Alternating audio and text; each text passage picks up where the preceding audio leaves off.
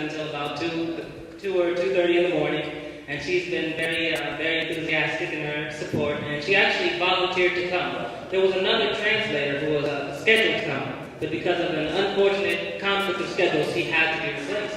And she took the responsibility to come to Cleveland, having not been here and having been given very little warning.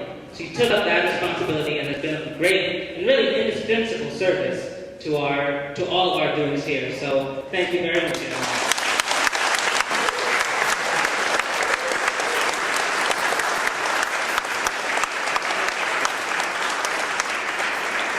And thank you all for coming.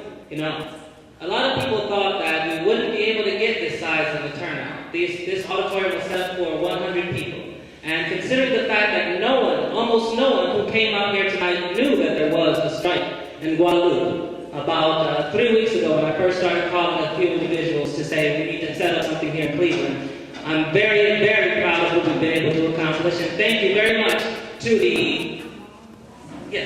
Diane Klein from Jobs with Justice, to Brian from the Interreligious Task Force, and to everyone else, to Don Freeman, who has been a very, very important figure in the Black liberation movement in this country, and whose contribution I respect immeasurably.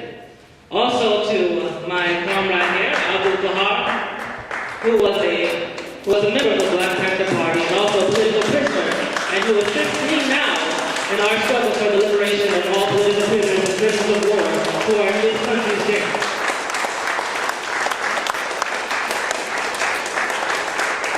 And thank you all and I also like to thank Elie Demota and Finole Fonseca for coming so far to grace us and inform us of the struggles of the people in their countries. So thank you to Finole Fonseca, thank you to Elie Demota, and also thank you to Raymond Gowin, who initially wasn't scheduled to be on the program, but he is a historian and an activist, and someone who deserves recognition in his own right. And so thank you for coming, and thank you for speaking.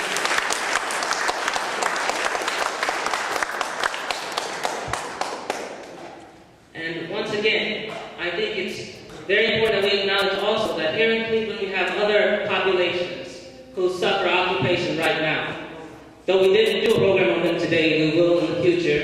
The Palestinian people. In fact, there was a meeting downstairs right before this meeting started discussing the occupation of Palestine.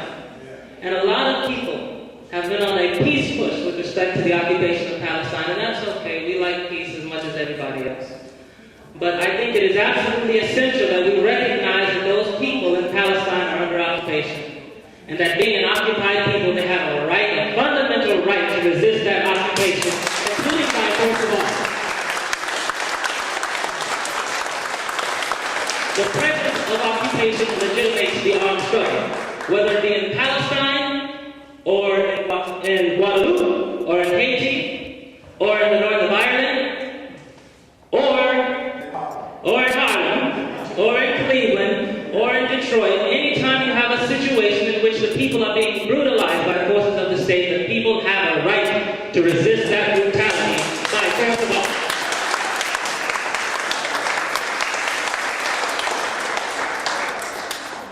Okay, now I want to save some time for question and answer because we won't have so many opportunities to have these people here. So we want to give a chance for you to raise questions about the struggle in Guadeloupe, the struggle in Haiti, and any other question you might have, including any other question that we may be able to answer from either myself or the panel. So if you have any questions, please stand.